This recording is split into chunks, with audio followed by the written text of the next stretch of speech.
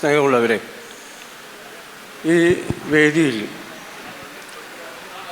അടുത്തായി സംസാരിക്കുന്നത് നോവലിൻ്റെ ജൈവികത എന്ന വിഷയത്തെ ആസ്പദമാക്കി പ്രസിദ്ധ സാഹിത്യകാരൻ ശ്രീ UK കുമാരൻ, അനൂപ് അനന്തൻ എന്നിവരാണ്. അവരെ സ്നേഹപൂർവ്വം വേദിയിലേക്ക് സ്വാഗതം ചെയ്യുന്നു. അതുപോലെ ഈ വേദിയിൽ സദസ്സിലും പങ്കെടുത്തിട്ടുള്ള എല്ലാവരെയും സ്നേഹപൂർവ്വം സ്വാഗത സംഘം കമ്മിറ്റിക്ക് വേണ്ടി സ്വാഗതം ചെയ്തുകൊണ്ട് നിർത്തുന്നു.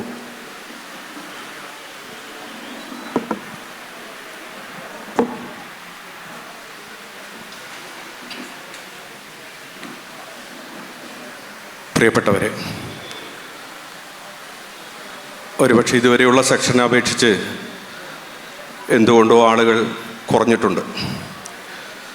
പക്ഷേ മലയാള സാഹിത്യത്തെ സംബന്ധിച്ച് മലയാള നോവലിന് വായനക്കാർ ഏറി വരുന്ന ഒരു കാലത്താണ് നാം ജീവിക്കുന്നത്. വിൽപ്പനയിലും പ്രചാരണത്തിലും ചർച്ചയിലും ഒരുപക്ഷെ സാമൂഹിക മാധ്യമങ്ങളിൽ നാം പരിചയപ്പെടുന്ന ഉദ്ധരണികളും പുതിയ കാല നോവലുകളുടേതാണ്. പഴയതും ഒരേപോലെ വായിക്കപ്പെടുന്നു. നമുക്ക് ലഭിച്ചിരിക്കുന്നത് നമ്മുടെ പ്രിയപ്പെട്ട എഴുത്തുകാരൻ UK കുമാരേട്ടനാണ്. വ്യക്തിപരമായി എന്നെ സംബന്ധിച്ചിടത്തോളം, ഒരുപക്ഷെ പത്രപ്രവർത്തകരെ സംബന്ധിച്ചിടത്തോളം, ഞങ്ങൾക്കിടയിലുള്ള ഒരു എഴുത്തുകാരൻ, ഞങ്ങളുടെ ഇടയിൽ നിന്ന് വയലാറൻ അവാർഡ് നേടിയ, അല്ലെങ്കിൽ ഒരു ദേശത്തിൻ്റെ കഥ എഴുതി ആ ദേശത്തിൻ്റെ സ്വാതന്ത്ര്യ സമര ചരിത്രം, ഒരു ദേശത്തിൻ്റെ അഭിമാനകരമായ ചരിത്രം, അത് ഈ നാടിൻ്റെ ആകെ ചരിത്രമാക്കി മാറ്റിയ ഒരു എഴുത്തുകാരനാണ് കുമാരേട്ടൻ. ആ കുമാരേട്ടനോടൊപ്പം ഇരിക്കുമ്പോൾ പത്രപ്രവർത്തകൻ എന്ന നിലയിൽ അഭിമാനം ഇത്തിരി കൂടുതലാണ്. വിഷയം നോവലിലെ ജൈവികതയാണ്. ഒരുപക്ഷെ 50,000-ലേറെ വാക്കുകളുള്ള ഒരു വലിയ ഗദ്യഘടനയാണ് നോവൽ എന്ന് പറഞ്ഞു വെച്ചുപോയത് EM ഫോസ്റ്ററാണ്. അങ്ങനെ ഒരു വൈദേശിക ചരിത്രമാണ് എല്ലാ സാഹിത്യ രൂപങ്ങൾക്കും ഉള്ളതുപോലെ നോവലിനുമുള്ളത്. മലയാളത്തിൽ ഒരു നൂറ്റാണ്ടിൻ്റെ ചരിത്രം പറയാനുണ്ട് നോവലിന്. അത് നമ്മൾ പലപ്പോഴും വാഴ്ത്തി പറയുന്നത് പോലെ ലക്ഷണമൊത്ത നോവൽ എന്ന് പറയുന്ന ഇന്ദുലേഖയിൽ തുടങ്ങുന്നു. ആദ്യ നോവൽ കുന്തലതയും. ഇന്ദുലേഖ എഴുതാനിടയായ സാഹചര്യത്തെക്കുറിച്ച് പറയുന്ന ഒരുപക്ഷെ ആദ്യത്തെ ജൈവിക നോവൽ എന്ന് പറയുന്നത് ഇന്ദുലേഖയാവാം. കാരണം ചന്തുമേനോട് ഇന്ദുലേഖ മാതിരി, അല്ലെങ്കിൽ ഇംഗ്ലീഷ് നോവലുകൾ വായിക്കുന്ന ചന്തുമേനോനോട് നിങ്ങൾ വായിക്കുന്ന മാതിരി ഒന്ന് മലയാളത്തിൽ എനിക്ക് എഴുതി തരുമോ എന്ന് ഭാര്യ ആവശ്യപ്പെടുകയും ആ ആവശ്യത്തിനനുസരിച്ച് അവർ എഴുതി കൊടുത്ത ഒരു നോവലിൻ്റെ പേരാണ് ഇന്ദുലേഖ എന്നത്. അപ്പോഴവർ കാണുന്നു, ചന്തുമേനോൻ പറയുന്നത്, ഞാൻ എൻ്റെ സമുദായത്തെ കണ്ടു, മരുമക്കത്തായത്തെ കണ്ടു, അന്നത്തെ ഇംഗ്ലീഷ് വിദ്യാഭ്യാസത്തിനെ എതിർക്കുന്ന ഒരു തലമുറയെ കണ്ടു, അങ്ങനെ കണ്ടതിനെയൊക്കെ ഞാൻ എൻ്റെ എഴുത്തിൻ്റെ ഭാഗമാക്കിയെന്നാണ്. ഒരുപക്ഷെ നമ്മുടെ നാട് കിടക്കുന്നത് കടത്തനാടാണ്. ഈ നാടിൻ്റെ ജൈവികത ഉറ്റുനിന്ന വലിയൊരു നോവലുണ്ട്. അത് പുനത്തിൽ കുഞ്ഞത്തുടെ സ്മാരകശിലയാണ്. സ്മാരകശില ഒരുപക്ഷെ ഒരുപാട് മിത്തുകളുടെ കഥയാണ്. ഒരുപക്ഷെ അതിഭാവനയുടെ, പുനത്തിൽ എന്ന് പറയുന്ന അരാജകവാദി എന്നാണ് വിളിക്കുന്നത്, ചിന്തയുടെ അരാജകവാദി സൃഷ്ടിച്ച ഒരു അതിഭാവനയുടെ നോവലാണ്. പക്ഷേ തച്ചൻകുന്ന് സ്വരൂപം അങ്ങനെയല്ല. അതിൻ്റെ ജൈവികത അത് ആ നാടിൻ്റെ ദേശത്തിലുണ്ട്, ആ നാടിൻ്റെ സ്വാതന്ത്ര്യ സമര ചരിത്രത്തിലുണ്ട്. അതൊക്കെ പറയാനാണ് കുമാരേട്ടൻ നമ്മോടൊപ്പം ഇരിക്കുന്നത്. ആദ്യം ചോദിക്കുന്നു, എന്താണ് നോവലിലെ ജൈവികത?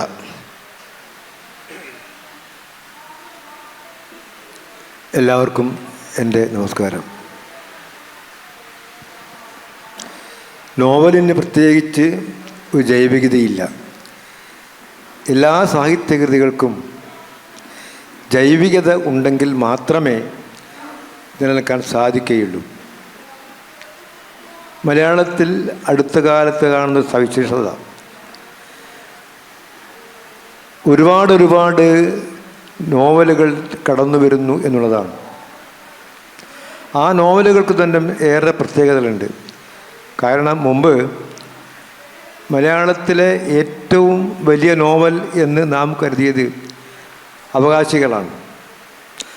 അതിനെ മറികടക്കുന്ന ഒരു നോവൽ നമുക്കുണ്ടായിട്ടില്ല. ഇന്ന് അത്തരം വലിയ നോവലുകൾ ഉണ്ടില്ലെങ്കിലും അതിനോട് കിടപിടിക്കാൻ സാധിക്കുന്ന ബൃഹത്തായ ധാരാളം നോവലുകൾ വന്നുകൊണ്ടിരിക്കുന്ന കാലം കൂടിയാണിത്. മുമ്പിങ്ങനെ ആയിരുന്നില്ല. മുമ്പ് മലയാളത്തിൽ ബൃഹത്തായ നോവലുകൾ വളരെ കുറവായിരുന്നു. ഇന്നതല്ല, പലരും എങ്ങനെ നോവലിനെ വലുതാക്കാൻ കഴിയും എന്ന് ചിന്തിച്ചുകൊണ്ടിരിക്കുകയാണ്. അത്തരം നോവലുകളിൽ ജൈവികതയുണ്ടോ എന്നതിനെക്കുറിച്ച് ആരും അന്വേഷിക്കുന്നില്ല. പേജ് കൂട്ടണം എന്നുള്ള ഒരൊറ്റ ലക്ഷ്യം വെച്ച് നോവൽ എഴുതുന്ന എത്രയോ പേരുണ്ട്. അതിനവർക്ക് അവരുടേതായ കാഴ്ചപ്പാടുണ്ടായിരിക്കാം, ഞാനവരെ കുറ്റം പറയുന്നില്ല.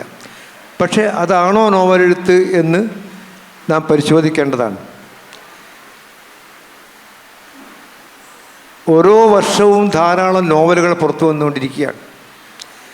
ഇതിൽ എത്ര നോവലുകൾ നിലനിൽക്കുന്നു എന്നുകൂടി പരിശോധിക്കപ്പെടേണ്ടതാണ്. വളരെയധികം നോവലുകൾ അടുത്ത കാലത്ത് പുറത്തു വരികയുണ്ടായി. എന്നാൽ ഇവയിൽ പലതും ഏറെക്കാലം കഴിഞ്ഞ മുമ്പ് വിസ്മൃതിയിലേക്ക് പോയി എന്നുള്ളതാണ് യാഥാർത്ഥ്യം. അതിൽ ഒന്നോ രണ്ടോ നോവലുകൾ മാത്രമാണ് നാം പലപ്പോഴും ആവർത്തിച്ച് പറയാൻ ആഗ്രഹിക്കാറുള്ളത്, പലപ്പോഴും ഉദ്ധരിക്കാറുള്ളത്. എന്തുകൊണ്ട് ഇങ്ങനെ സംഭവിക്കുന്നു? സംഭവിക്കുന്ന പ്രധാനപ്പെട്ട കാരണം അത്തരം നോവലുകൾ, ജൈവികത ഉള്ള നോവലുകൾ മാത്രമേ നമ്മുടെ മനസ്സിൽ അടയാളപ്പെടുത്തുകയുള്ളൂ എന്നുള്ളതാണ്. മറ്റെല്ലാം തന്നെ ഏറ്റവും എളുപ്പത്തിൽ വിസ്മരിക്കപ്പെട്ടു പോകും. അങ്ങനെ ഒരുപാട് നോവലുകൾ വിസ്മരിക്കപ്പെട്ടുകൊണ്ടിരിക്കുന്ന ഒരു കാലം കൂടിയാണിത്. ഈ ഒരു കാലത്ത് നമുക്ക് എഴുത്തുകാരെ ഓർമ്മിപ്പിക്കാനുള്ള കാര്യം നോവലിൻ്റെ ജൈവികത വീണ്ടെടുക്കുക എന്നുള്ളതാണ്. നേരത്തെ അവതാരകൻ സൂചിപ്പിച്ച കാര്യം ആദ്യത്തെ മലയാള നോവലിനെ കുറിച്ച് പറയുകയുണ്ടായി, ഇന്ദുലേഖയെക്കുറിച്ച്. ഇന്ദുലേഖയ്ക്ക് ശേഷം ധാരാളം നോവലുകൾ അതേ മാതിരിയിൽ പുറത്തു വരികയുണ്ടായി. എന്നാൽ ഒരൊറ്റ നോവൽ പോലും ഇന്ദുലേഖയെ മറികടക്കാൻ, ഒറ്റ നോവലിന് പോലും മറികടക്കാൻ കഴിഞ്ഞിട്ടില്ല എന്നാണ് യാഥാർത്ഥ്യം. എന്തുകൊണ്ട് അതിന് കഴിഞ്ഞില്ല? അതിൻ്റെ ഒറ്റ കാരണമേ ഉള്ളൂ, ഇന്ദുലേഖയ്ക്ക് ജൈവികമായ ഒരു പശ്ചാത്തലമുണ്ടായിരുന്നു. പക്ഷേ ഭാര്യയുടെ ആവശ്യപ്രകാരമായിരിക്കാം ചന്തുമേനോൻ അത്തരം ഒരു നോവൽ എഴുതിയതെങ്കിൽ പോലും ആ നോവൽ എഴുതണം എന്നുള്ള ഒരാവശ്യം അദ്ദേഹത്തിൻ്റെ മനസ്സിൻ്റെ അടിത്തട്ടിലെവിടെയോ ഉണ്ടായിരുന്നു. അദ്ദേഹത്തിന് ഒരു അറിയുന്ന ജീവിത പശ്ചാത്തലം അവതരിപ്പിക്കാനുണ്ടായിരുന്നു. എന്നാൽ അതിന് ശേഷമുള്ള പല നോവലുകളിലും ഇന്ദുലേഖയെ അനുകരിക്കാൻ മാത്രമാണ് ശ്രമിച്ചിട്ടുള്ളത്. അതുകൊണ്ട് തന്നെ മീനാക്ഷി അടക്കമുള്ള പല നോവലുകളിലും നമുക്കിന്ന് ഓർമ്മയിൽ പോലും കടന്നു വരുന്നില്ല. ഇത് നമ്മെ പഠിപ്പിക്കുന്നത് ഏത് സാഹിത്യകൃതിക്ക് ഉള്ളതുപോലെ തന്നെ നോവലിന് അനിവാര്യമായി ജൈവികമായ ഒരു അന്തരീക്ഷം ഉണ്ടാകണം എന്നുള്ളത് തന്നെയാണ്. അതില്ല എങ്കിൽ അത് ഞാൻ നേരത്തെ സൂചിപ്പിച്ചതുപോലെ അത് വിസ്മൃതിയിലേക്ക് അകപ്പെട്ടു പോകും. മറ്റൊരു കാര്യം കൂടി പറയാൻ ആഗ്രഹിക്കുകയാണ്. നമുക്ക് എല്ലാവർക്കും OV വിജയൻ്റെ ഏറ്റവും ശ്രദ്ധേയമായ ഖസാക്കിൻ്റെ ഇതിഹാസം ഏത് ഉറക്കത്തിൽ പോലും ചോദിച്ചാൽ പറയാൻ പറ്റും, ഏറ്റവും എളുപ്പത്തിൽ പറ്റും. അതിൽ ഓരോ വരിയും ഉദ്ധരിക്കുന്ന എത്രയോ മലയാളികളെ എനിക്കറിയാം. എന്നാൽ അതിനുശേഷം അദ്ദേഹം എഴുതിയ മറ്റൊരു നോവലുണ്ട്, അദ്ദേഹത്തിൻ്റെ ഏറ്റവും ബൃഹത്തായ കൃതി. ഖസാക്കിൻ്റെ ഇതിഹാസം സാമാന്യ 200-250 പേജുള്ള പുസ്തകമാണ്. എന്നാൽ അതിനുശേഷം പുറത്തിറങ്ങിയ വലിയൊരു കൃതിയുണ്ട്, തലമുറകൾ എന്നാണ് അതിൻ്റെ പേര്. ഈ തലമുറകൾ ഇന്ന് ആരെങ്കിലും എവിടെയെങ്കിലും പരാമർശിക്കുന്നുണ്ടോ എന്നെനിക്കറിയില്ല. എന്തുകൊണ്ട് പരാമർശം ചോദിച്ചാൽ ഖസാക്കിൻ്റെ ഇതിഹാസത്തിന് ജൈവികമായ ഒരു അന്തരീക്ഷമുണ്ടായിരുന്നു പലതുകൊണ്ടും. പക്ഷേ തലമുറകൾ എന്ന നോവലിന് യാന്ത്രികമായ ഒരു അന്തരീക്ഷമാണുള്ളത്. അപ്പോൾ യാന്ത്രികമായ ഒരു നോവലിനും ഒരിക്കൽ പോലും നിലനിൽക്കാൻ അർഹതയില്ല എന്നാണ് ഇതൊക്കെ തന്നെ തെളിയിക്കുന്നത്. അതാണ് എൻ്റെ കാഴ്ചപ്പാട്. ഒരുപക്ഷെ എഴുത്തുകാരൻ്റെ മാസ്റ്റർ പീസ് എന്ന് പറയുന്നത് മയ്യഴിപ്പുഴയുടെ തീരങ്ങൾ മുകുന്ദേട്ടന്, എം ടിക്ക് 4 കെട്ട് പോലെ.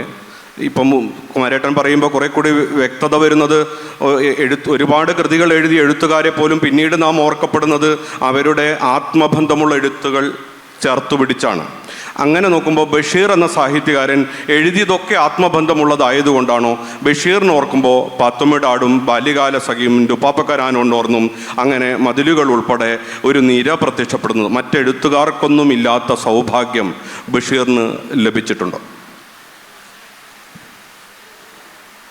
ഇത് യഥാർത്ഥത്തിൽ തൻ്റെ സൃഷ്ടി ഒരു മാസ്റ്റർ പീസ് ആണോ അല്ലയോ എന്ന് നിർണ്ണയിക്കുവാനുള്ള ഒരവകാശം ഒരെഴുത്തുകാരനുമില്ല എന്നുള്ളത് മനസ്സിലാക്കണം.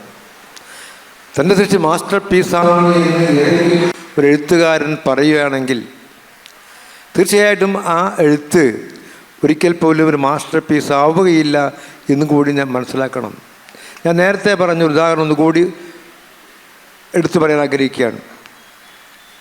തലമുറകൾ എഴുതിക്കൊണ്ടിരിക്കുന്ന കാലത്ത് ഒ വി വിജയൻ കൊടുത്ത ഒരു അഭിമുഖത്തിൽ അദ്ദേഹം പറഞ്ഞൊരു കാര്യം ഞാൻ ഓർമ്മിക്കുകയാണ്. ഒരുപക്ഷെ ഇതായിരിക്കും എൻ്റെ മാസ്റ്റർ പീസ് എന്നുള്ളതാണ്. അത്രമാത്രം ആത്മവിശ്വാസമുള്ള ഒരു രചനയായിരുന്നു തലമുറകൾക്ക്. പക്ഷെ നിർഭാഗ്യവശാൽ ആ നോവൽ എന്തുകൊണ്ടോ പിന്നീട് ശ്രദ്ധിക്കപ്പെട്ടില്ല എന്നു മാത്രമല്ല, അതിന് എത്രയോ വർഷം മുമ്പ് എഴുതിയ സാമാന്യം ചെറിയ നോവൽ ഇന്നും കാലത്തെ അതിവർത്തിക്കുന്നു, ഖസാക്കിൻ്റെ ഇതിഹാസം അതിവർത്തിക്കുന്നു എന്നുള്ളത്, അത് ആ മാസ്റ്റർ പീസ് എന്നുള്ളത് ഒരു എഴുത്തുകാരൻ തീരുമാനിക്കുന്ന ഒരു ഘടകമല്ല, അത് കാലമാണ് നിർണ്ണയിക്കേണ്ടത്. ഞാനിതാ ഒരു മാസ്റ്റർ പീസ് എഴുതാൻ പോകുന്നു എന്ന പ്രഖ്യാപനത്തോടു കൂടി ഒരു എഴുത്തുകാരനും ഒരു രചന നിർത്താൻ സാധിക്കില്ല. അതിൽ മാസ്റ്റർ പീസ് ആകണമെന്ന് ഒരു നിർബന്ധവുമില്ല. അങ്ങനെ മാസ്റ്റർ പീസാണെന്ന് പറഞ്ഞ പല കൃതികളും പിന്നീട് പുറന്തള്ളപ്പെട്ട ചരിത്രം എത്രയോ ഉണ്ട്. ഞാൻ അതിലേക്ക് പുള്ളി ഉദ്ധരിക്കുന്നില്ല. അപ്പം അങ്ങനെ ഒരു അന്തരീക്ഷത്തിലേക്ക് ഒരിക്കൽ പോലും തൻ്റെ രചനയെ കൊണ്ടുപോകാതിരിക്കാൻ ആണ് എല്ലാ എഴുത്തുകാരും ശ്രമിക്കേണ്ടത്. സ്വാഭാവികമായിട്ടും കാലത്തിന് വിട്ടുകൊടുക്കുക. ഞാൻ പലപ്പോഴും പറയാറുണ്ട്, നമ്മുടെ രചനകൾ കാലത്തിന് വിട്ടുകൊടുക്കുക. അത് കാലം നിർണ്ണയിക്കട്ടെ ഈ രചനയ്ക്ക് നിലനിൽക്കാൻ അവകാശമുണ്ടോ ഇല്ലയോ എന്നുള്ള കാര്യം. അങ്ങനെ കാലത്തെ അതിവർത്തിക്കാൻ കഴിയാത്ത എല്ലാ കൃതികളും സ്വാഭാവികമായും പുറന്തള്ളപ്പെട്ടു പോകും. അതാണ് ഇന്ന് നാം കണ്ടുകൊണ്ടിരിക്കുന്നത്. ധാരാളം നോവലുകൾ പുറത്തു വന്നുകൊണ്ടിരിക്കുന്നുണ്ട്. ഈ നോവലുകളിൽ പലതും കാലത്തെ അതിവർത്തിക്കാൻ കരുത്തില്ലാത്തവയാണ് എന്നുകൂടി മനസ്സിലാക്കണം. അങ്ങനെ കരുത്തുള്ള പല നോവലുകളുമുണ്ട്, ഇല്ല ഞാൻ പറയുന്നില്ല. അത് കാലത്തെ അതിവർത്തിക്ക് മറികടന്നു പോകും. പക്ഷെ ഇതൊരിക്കൽ പോലും ഒരു എഴുത്തുകാരൻ സ്വയം സൃഷ്ടിക്കുന്ന ഒരു പരിവേഷമല്ല, അത് കാലം സമർപ്പിക്കുന്ന പരിവേഷമാണ്. അതുകൊണ്ട് അങ്ങനെയൊരു ചിന്തയിലേക്ക് നമ്മുടെ രചനയെ കൊണ്ടുപോകാതിരിക്കാനാണ് എല്ലാ എഴുത്തുകാരും ജാഗ്രത കാണിക്കേണ്ടത്. തച്ചൻകുന്ന് സ്വരൂപം എന്ന് പറയുന്ന ഒരു ബൃഹത്തായ നോവലിലേക്ക് അങ്ങനെ ഒരു വിഷയത്തിലേക്ക് തിരഞ്ഞെടുക്കാനുള്ള സാഹചര്യം, ഒരുപക്ഷെ അതിന് ഇത്രമാത്രം സ്വീകാര്യത കിട്ടുമെന്നൊരു എഴുത്തുകാരൻ എന്ന നിലയിൽ എഴുത്തിനിരിക്കുമ്പോൾ ഏതോ നിമിഷത്തിൽ തോന്നിയിരുന്നു?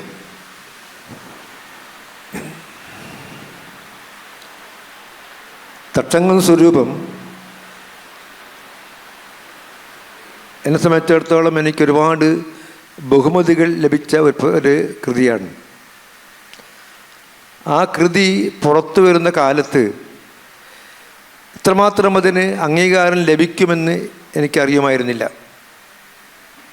പക്ഷെ അത് എഴുതുവാനുള്ള പശ്ചാത്തലം എനിക്കറിയുന്ന ഒരു നാട്ടിൻപുറത്തിൻ്റെ ചരിത്രപരമായ ചില അടിത്തറകൾ, അവിടെയുള്ള ജീവിതങ്ങൾ, അത് ഞാൻ മനസ്സിലാക്കി അത് വളരെ വ്യത്യസ്തമായ ഒരു തലമാണ്. ആ പശ്ചാത്തലത്തിൽ ഒരു നോവൽ എഴുതണം എനിക്ക് തോന്നുകയുണ്ടായി. പക്ഷെ എനിക്ക് മാത്രമേ ആ നോവൽ എഴുതാൻ സാധിക്കുകയുള്ളൂ. മറ്റാർക്കും അത്തരമൊരു നോവൽ എഴുതാൻ സാധിക്കുകയുമില്ല. കാരണം അത്തരമൊരു ചരിത്ര പശ്ചാത്തലം പലർക്കും അറിയില്ല. അപ്പം അതിൻ്റെ മിത്തോളജിക്കൽ അടിത്തറ, ജീവിത രീതി, അവിടെയുള്ള സംസാര ഭാഷ, ഇതൊക്കെ തന്നെ വളരെ വ്യത്യസ്തമാണ്. അപ്പം അതുകൊണ്ട് തന്നെ അത്തരത്തിലുള്ളൊരു നോവൽ എഴുതണമെന്ന് ഞാൻ വളരെ കാലമായി ആഗ്രഹിച്ചു കൊണ്ടിരിക്കുകയായിരുന്നു. പക്ഷേ പത്രപ്രവർത്തനത്തിൻ്റെ തിരക്കിനിടയിൽ എനിക്ക് ഉറപ്പായിരുന്നു ഞാൻ ഉദ്ദേശിക്കുന്ന തരത്തിലേക്കുള്ള ഒരു നോവൽ എഴുതുവാൻ സാധിക്കില്ല എന്നുള്ളത്. കാരണം അതിന് നേരത്തെ ഞാൻ എഴുതിയിരുന്ന ഒരു നോവലിൻ്റെ ഭാഷയോ കഥയുടെ ഭാഷയോ അല്ല ഉണ്ടാവേണ്ടത്. മറിച്ച് ഞാൻ അതുവരെ ഉപയോഗിക്കാത്ത ഒരു ഭാഷ വേണം എന്ന് ഞാൻ വിചാരിച്ചിരുന്നു. അതേസമയത്ത് ഒരു പത്രപ്രവർത്തനത്തിൻ്റെ നിരന്തരമായ ജോലി തിരക്കുകൾക്കിടയിൽ നിന്നുകൊണ്ട് അത്തരം ഒരു ഭാഷയിലൂടെ എഴുതുവാൻ എനിക്ക് കഴിയുമായിരുന്നില്ല. അപ്പോൾ ഞാനതിങ്ങനെ മാറ്റി മാറ്റി വെക്കുകയായിരുന്നു. പിന്നീട് പത്രപ്രവർത്തനത്തിൽ തിരക്കുകളൊക്കെ തന്നെ ഒഴിഞ്ഞതിന് ശേഷം കിട്ടിയ ഇടവേളയിലാണ് ഞാൻ ആ നോവൽ 2 കൊല്ലം കൊണ്ട് പൂർത്തിയാക്കിയത്.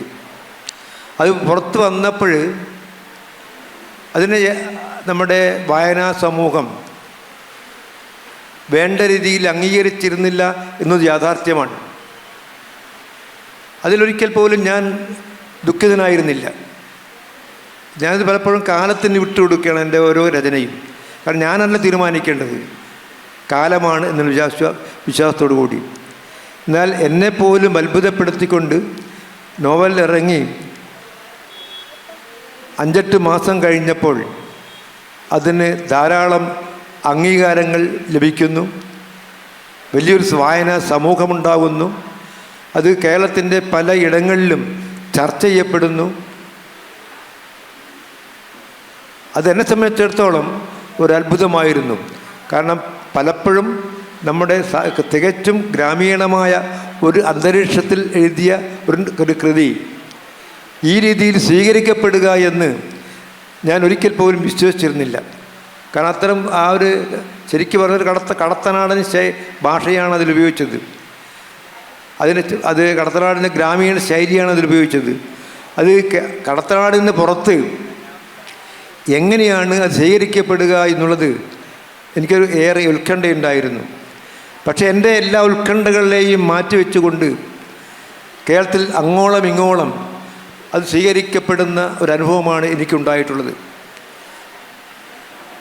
അതാണ് ആ നോവലിനെക്കുറിച്ച് എനിക്ക് പറയാനുള്ള കാര്യം. പിന്നെ ബാക്കി ആ നോവലിനെക്കുറിച്ച് മറ്റു ഒരുപാട് സവിശേഷതകളുണ്ട്. അതിലൊക്കെ ഞാൻ കടന്നു പോകുന്നില്ല, ഞാൻ വായനക്കാർ വിടുകയാണ്. അത് ആ ഒരു കാലത്തിൻ്റെ ഒരു ഗ്രാമത്തിൻ്റെ ഒരു 100 വർഷത്തെ ജീവിതത്തെ അടയാളപ്പെടുത്തുന്ന 125ഓളം കഥാപാത്രങ്ങളുണ്ട്. ആ കഥാപാത്രങ്ങളൊക്കെ തന്നെ ഏറെയും ആ ഗ്രാമത്തിൽ ജീവിച്ചിരുന്നവരാണ്. അത്തരമൊരു പശ്ചാത്തലത്തിൽ ഏറെക്കുറെ സത്യസന്ധമായിട്ട് ഉള്ള ഒരു രചനാരീതിയാണ് ഞാൻ പിന്തുടർന്നിട്ടുള്ളത്. അതാണ് ആ നോവലിനെ കുറിച്ച് എനിക്ക് പറയാനുള്ളത്. തച്ചൻ കുന്ന് സ്വരൂപത്തിൽ ഒരു നൂറ്റാണ്ടിൻ്റെ കഥ പറയുന്ന രാമർ എന്ന് പറയുന്ന കഥാപാത്രത്തിലൂടെയാണ്. ഒരുപക്ഷെ ഒരു ബൃഹത്തായ നോവലാണ്. ഇനിയും രാമർക്ക് പറയാനുണ്ടായിരുന്നോ? ഒരുപക്ഷെ രാമർ എന്ന് പറയുന്ന കഥാപാത്രം പൂർണ്ണമായി സംതൃപ്തനാണോ? എങ്ങനെയാണ് അങ്ങനെ ഒരു പേരിലേക്ക് എത്തിയത്, തച്ചൻ കുന്ന് സ്വരൂപം എന്നത്?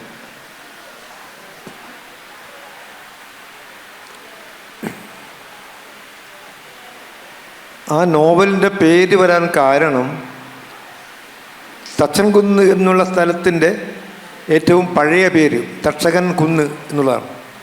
ആ തക്ഷകൻ കുന്ന് ഞാൻ ലോപിച്ച് എടുത്തുള്ള പേരാണ് തക്ഷകൻ കുന്ന്.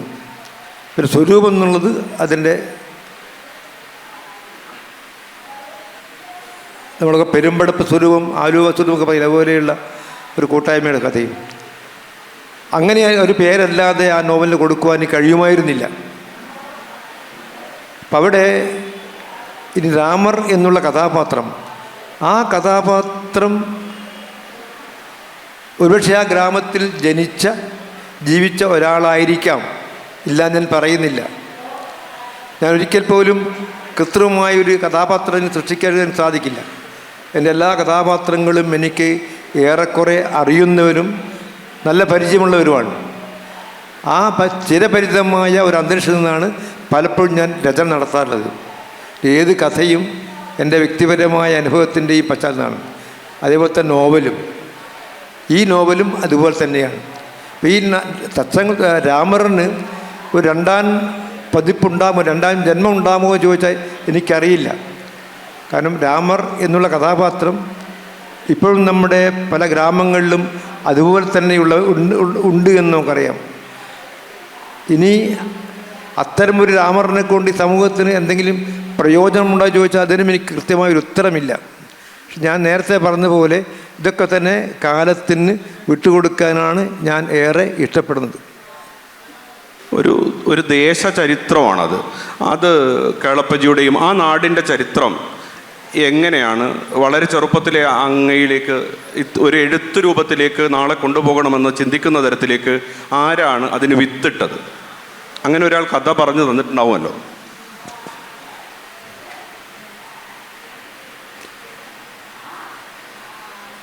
ഞാൻ എഴുതി തുടങ്ങുന്ന കാലം തൊട്ട് തന്നെ എൻ്റെ മനസ്സിൽ രൂപപ്പെട്ട ഒരാശയമാണ് എൻ്റെ നാടിൻ്റെ പശ്ചാത്തലത്തിൽ ഒരു രചന നിർവഹിക്കണമെന്നുള്ളത്.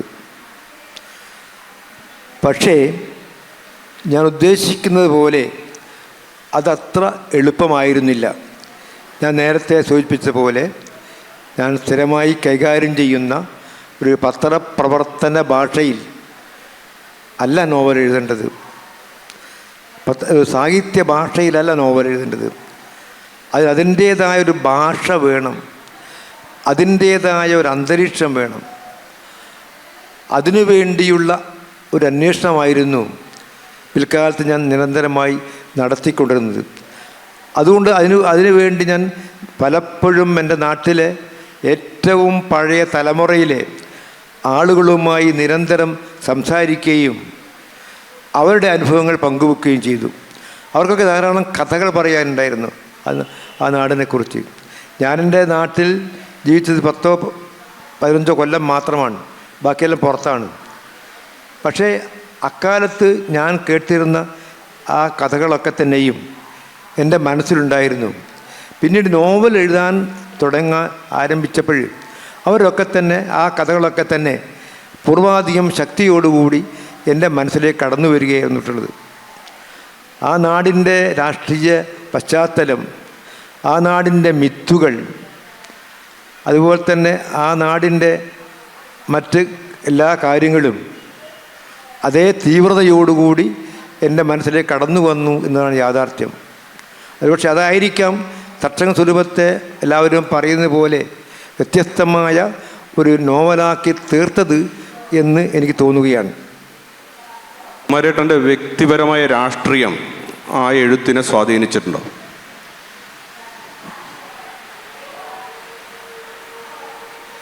അല്ല, പലരും ചെയ്യാറുള്ളത് പോലെ എൻ്റെ വ്യക്തിപരമായ രാഷ്ട്രീയ നിലപാടുകൾ ഞാൻ ഒരിക്കൽ പോലും മറച്ചു വെക്കാറില്ല. കൃത്യമായ രാഷ്ട്രീയ നിലപാടുണ്ട്, അത് ഞാൻ ഇവിടെയും പറയാറുണ്ട്. അത് പറയാനുള്ള ആർജവത്വം എനിക്കുണ്ട്. പക്ഷേ എൻ്റെ എഴുത്തിലോ മറ്റു പ്രവർത്തന മേഖലയിലോ ഒന്നും തന്നെ എൻ്റെ രാഷ്ട്രീയത്തെ അടിച്ചേൽപ്പിക്കുന്ന ശൈലി എനിക്കില്ല. ഇതാണ് ഞാൻ സ്വീകരിച്ചൊരു മാർഗം. കാരണം രാഷ്ട്രീയം, എല്ലാവർക്കും രാഷ്ട്രീയം വേണം. ഒരു ജനാധിപത്യ രാഷ്ട്രത്തിൽ രാഷ്ട്രീയമില്ലാതാവുക എന്ന് പറഞ്ഞാൽ ആ നാടിൻ്റെ ഭാവി വളരെ അപകടമാണ്. എല്ലാവർക്കും രാഷ്ട്രീയ പ്രബുദ്ധത വേണം. അത്തരമൊരു പ്രബുദ്ധതയിലൂടെ കടന്നു പോകുന്ന സമൂഹത്തിന് മാത്രമേ അതാത് കാലത്ത് നിലനിൽക്കാൻ സാധിക്കുകയുള്ളൂ, അതാത് കാലത്ത് നിർണയങ്ങൾ എടുക്കാൻ സാധിക്കുകയുള്ളൂ. അപ്പോൾ അതുകൊണ്ട് തന്നെ കൃത്യമായ രാഷ്ട്രീയ പശ്ചാത്തലത്തിൽ നിന്നുകൊണ്ടാണ് ഞാൻ എല്ലായ്പ്പോഴും എഴുതാറുള്ളത്. അത് ഒരിക്കൽ പോലും ഒരു സാമൂഹ്യ വിരുദ്ധമായ ഒരു കൃതിയാകരുത് എന്നും ഞാൻ നിബന്ധന വെക്കാറുണ്ട്. കാരണം അത് ചില നിലപാടുകളാണ്. കാരണം എൻ്റെ കൃതികൾ ഈ രീതിയിലായിരിക്കണം എന്ന് ഞാൻ വിശ്വസിക്കുകയാണ്. അത് എല്ലാ കൃതികളിലും അത്തരമൊരു നിലപാടുകൾ പറയുവാൻ ഞാൻ ജാഗ്രത കാണിക്കാറുണ്ട്. ഒരു എഴുത്തുകാരൻ എന്ന നിലയിൽ നേരത്തെ കുമാരേട്ടൻ പറഞ്ഞതുപോലെ രാഷ്ട്രീയം മറച്ചു പിടിക്കുന്നൊരു സാഹചര്യം ഉണ്ടാറ്, രാഷ്ട്രീയത്തിന് വേണ്ടി എഴുതുന്ന സാഹചര്യമുണ്ട്. പുതിയ കാലഘട്ടം ഇന്നലകളുടെ ചരിത്രത്തെ പാടെ അവഗണിക്കുകയും അട്ടിമറിക്കപ്പെടുകയും ചെയ്യുന്ന ഒരു രാഷ്ട്രീയ സാഹചര്യം ഒരർത്ഥത്തിൽ ഭരണകൂട ഭീകരത നിലകൊള്ളുന്നുണ്ട്. ഈ അർത്ഥത്തിൽ ഒരു ദേശത്തിൻ്റെ യഥാർത്ഥ ചരിത്രം വലിയ രാഷ്ട്രീയ പ്രവർത്തനമായി മാറുന്നില്ല. അത് നോവലായാലും ചരിത്രരചനയായാലും. ഒരു ദേശത്തിൻ്റെ ചരിത്രം, ഈ ചരിത്രത്തെ ആകെ അട്ടിമറിക്കപ്പെടുന്ന ഒരു രാഷ്ട്രീയ സാഹചര്യത്തിൽ ദേശത്തെക്കുറിച്ചുള്ള ഒരു നോവലായാലും ചരിത്രരചനയായാലും അതൊരു രാഷ്ട്രീയ പ്രവർത്തനമല്ലേ? ഒരു പുതിയ കാലഘട്ടത്തിന് അനിവാര്യതയല്ലേ? തീർച്ചയായിട്ടും അതിൻ്റെ ഒരു നിർവചനം എന്നുള്ളത് നമ്മൾ ഒരിക്കൽ പോലും ഒരു വ്യാജ ചരിത്രം സൃഷ്ടിച്ചുകൊണ്ട് ഒരു ദേശചരിത്രത്തെ അട്ടിമറിക്കാൻ പാടില്ല എന്നുള്ളത് തന്നെയാണ്. കാരണം നമ്മുടേതായ ചില സംഭാവനകൾ നമ്മുടെ ചരിത്രത്തിന് നമുക്ക് സമർപ്പിക്കാനുണ്ട്. അത് ഏറെക്കുറെ പ്രബുദ്ധതയുള്ള ഒരു ചരിത്ര നിർമ്മിതി കൂടിയായിരിക്കണം. അതുകൊണ്ട് ആ ഒരു പശ്ചാത്തലത്തിൽ ഒരിക്കൽ പോലും ഒരു വ്യാജ ചരിത്ര നിർമ്മിതി ഞാൻ ആഗ്രഹിക്കുന്നില്ല. തക്ഷക സ്വരൂപത്തിൽ ഒരിടത്തും വ്യാജ ചരിത്ര നിർമ്മിതിയില്ല. അതാത് കാലത്തുണ്ടായിട്ടുള്ള കാര്യങ്ങളെ അതുപോലെ തന്നെ ആയിരിക്കില്ലെങ്കിൽ പോലും അതൊരു വ്യാജ ചരിത്രമാകാതിരിക്കാൻ വേണ്ടി ഞാൻ ഏറെ ശ്രദ്ധിച്ചിരുന്നു. അതാണ് ആ നോവലിൻ്റെ പ്രത്യേകതയായിട്ട് ഞാൻ കാണുന്നത്. അപ്പോൾ സ്വാഭാവികമായിട്ടും ഒരു എഴുത്തുകാരനെ സംബന്ധിച്ചിടത്തോളം ഒരു വ്യാജ ചരിത്രത്തെ കൂട്ടുപിടിക്കുമ്പോൾ ആ എഴുത്തും ആ വ്യക്തിയെ സംബന്ധിച്ചിടത്തോളം ഏറ്റവും സാമൂഹ്യ വിരുദ്ധമായി മാറുന്ന ഒരനുഭവമുണ്ട്. ഇന്ന് പലപ്പോഴും വ്യാജ ചരിത്രങ്ങൾ സാമൂഹ്യ വിരുദ്ധങ്ങളായി മാറുന്നത് നാം കണ്ടുകൊണ്ടിരിക്കുകയാണ്. ഇത് എഴുത്തുകാരൻ്റെ ഉത്തരവാദിത്തമാണ്. കാരണം വ്യാജ ചരിത്രം നിർമ്മിക്കുക എന്നുള്ളതല്ല എഴുത്തുകാരൻ്റെ ഉത്തരവാദിത്തം. മറിച്ച് ശരിയായ ചരിത്രം പുതിയ തലമുറയ്ക്ക് മുമ്പിൽ കടന്നു കൊടുക്കുക, അതിന് എഴുത്തുകാരൻ തയ്യാറാവേണ്ടതാണ്. പക്ഷേ പലപ്പോഴും നമ്മുടെ പല എഴുത്തുകാരും സങ്കുചിതമായ രാഷ്ട്രീയ സമീപനം സ്വീകരിച്ചുകൊണ്ട് വ്യാജ ചരിത്ര നിർമ്മിതിയിൽ ഏർപ്പെട്ടിരിക്കുന്നതും കാണുകയാണ്. അത് വലിയൊരു അപകടകരമായ കാര്യം തന്നെയാണ്. അത്തരത്തിൽ ഒന്നിനോട് യോജിക്കാൻ കഴിയുന്ന ഒരാളല്ല ഞാൻ. പുതിയ കാലം ഒരു മാനവികതക്കൊപ്പം നിൽക്കുന്ന ഒരു രാഷ്ട്രീയവും ഒരു പ്രതി രാഷ്ട്രീയവും ആണ് നമ്മെ പഠിപ്പിക്കുന്നത്. ഇവിടെ എഴുത്തുകാരന് ഈ ഫാഷിസ്റ്റ് പ്രവണതയെ എത്രമാത്രം പ്രതിരോധിച്ച് നിർത്താൻ കഴിയും? എഴുത്തുകാരന് എത്രമാത്രം അതിനെ കടന്നാക്രമിക്കാൻ കഴിയും? എഴുത്തുകാരന് മാത്രമേ ഫാസിസത്തെ കൃത്യമായ രീതിയിൽ പ്രതിരോധിക്കാൻ സാധിക്കുകയുള്ളൂ. അതേസമയം നമ്മുടെ ചരിത്രത്തിൽ പല എഴുത്തുകാരും ഫാസിസത്തെ പല രീതിയിൽ പിന്തുണച്ചിരുന്നു എന്നുള്ളതും യാഥാർത്ഥ്യമാണ്. നമുക്ക് നിഷേധിക്കാൻ സാധിക്കില്ല. നമ്മളൊക്കെ തന്നെ പിൽക്കാലത്ത് ഏറെ വാഴ്ത്തിയ പല എഴുത്തുകാരും അതാത് കാലത്ത് ഫാസിസത്തെ നന്നായ രീതിയിൽ പിന്തുണച്ചവരാണ്. അതുകൂടി ചരിത്രത്തിലുണ്ട്. അതും ചരിത്രത്തിൻ്റെ ഭാഗം തന്നെയാണ്. പക്ഷെ അവരൊക്കെ തന്നെ സ്വാഭാവികമായിട്ടും കാലം കഴിയുമ്പോൾ ചരിത്രത്തിൻ്റെ പിൻവാതിലുകളിലേക്ക് പുറന്തള്ളപ്പെട്ടു പോകും എന്നും ചരിത്രം കാണിക്കുന്നുണ്ട്.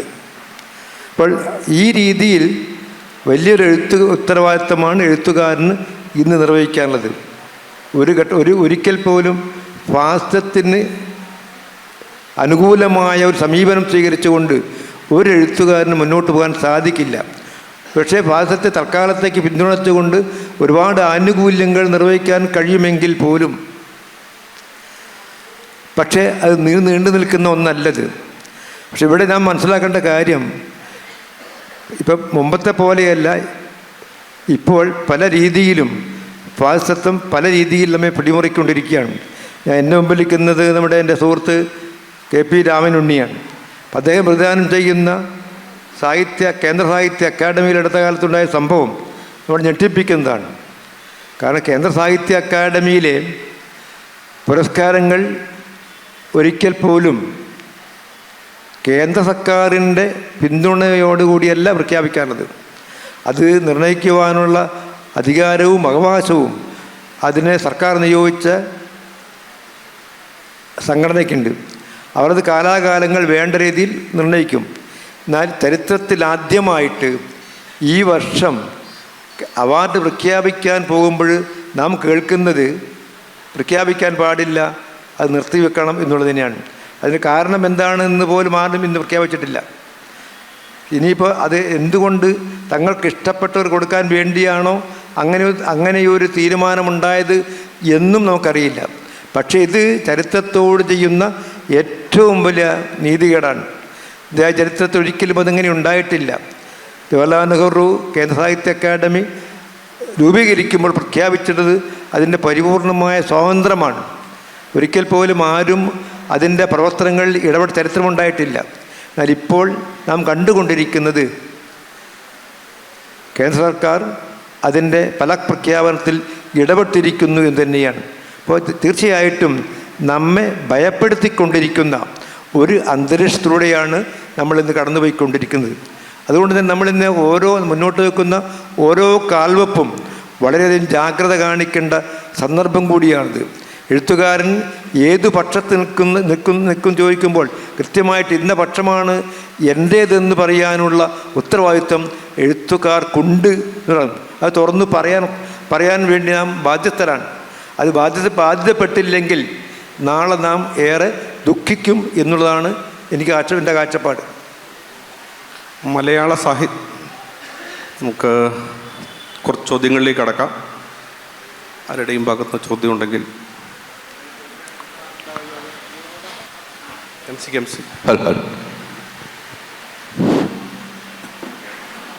ഒരു ചോദ്യം. വളരെ പ്രചാരമുള്ള തച്ചൻകുന്ന് എന്ന പേര് എന്തിനാണ് നിങ്ങൾ തക്ഷൻകുന്നാക്കി മാറ്റിയത്? രണ്ടാമത്തെ ഒരു ചോദ്യം കൂടിയുണ്ട്. നിങ്ങൾ കേരളിൻ്റെ പശ്ചാത്തലത്തിൽ ഒരു ഹൃദയസ്പൃക്കായ കഥ എഴുതി. ഇപ്പോൾ കേരൾ എന്ന ആശയം തന്നെ ഗവൺമെൻറ് വേണ്ടെന്ന് വെച്ചിരിക്കുകയാണ്. അപ്പോൾ എന്ത് തോന്നുന്നു എന്ന് ഒന്ന് കേട്ടാൽ തിരക്കേടില്ല. ആ നോവലിന് തക്ഷൻകുന്ന് എന്നുള്ള പേര് എന്തുകൊണ്ട് കൊടുത്തു എന്ന് നോവലിൽ തന്നെ പറയുന്നുണ്ട്. തച്ചൻകുന്ന് എന്നുള്ള പിന്നീട് വന്ന പേരാണ്. ആദ്യകാലത്ത് എൻ്റെ പേര് തക്ഷകൻ കുന്നായിരുന്നു. പിന്നെ പറഞ്ഞ് തച്ചൻകുന്നായി. പിന്നീട് പറഞ്ഞ് തച്ചൻകുന്നായി. അതാണ് സംഭവിച്ചിട്ടുള്ളത്. അപ്പോൾ ഞാനതിൻ്റെ പൂർവ്വചരിത്രത്തെ ഇതിലേക്ക് കൊണ്ടുവരികയാണ് ചെയ്തിട്ടുള്ളത്.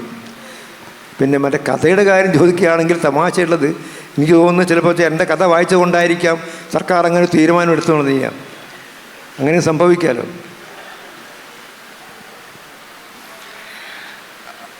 അങ്ങയുടെ മറ്റൊരു കഥയെപ്പറ്റിയാണ് ചോദിക്കാനുള്ളത്.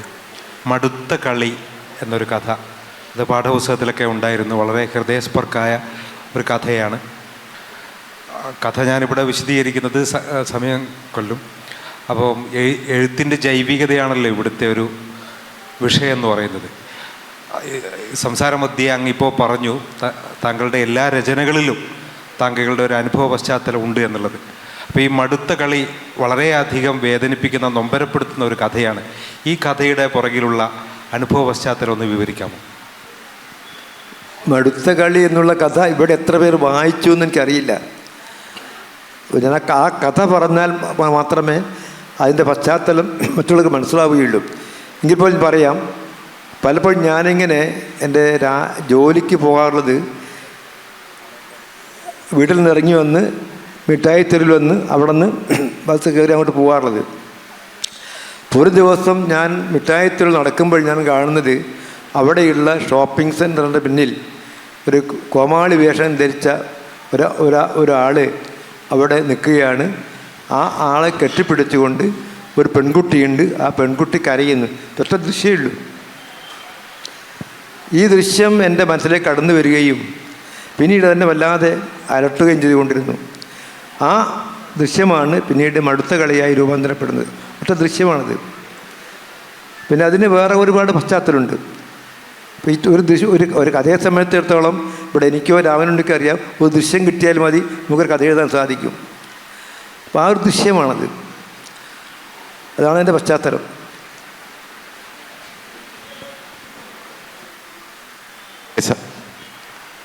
ഈ സെഷൻ അവസാനിപ്പിക്കുകയാണ്. ഇപ്പം ഇതിന് നന്ദി പ്രകാശിപ്പിക്കാൻ വേണ്ടി EM ദിനേശ് കുമാറിനെ ക്ഷണിക്കുകയാണ്.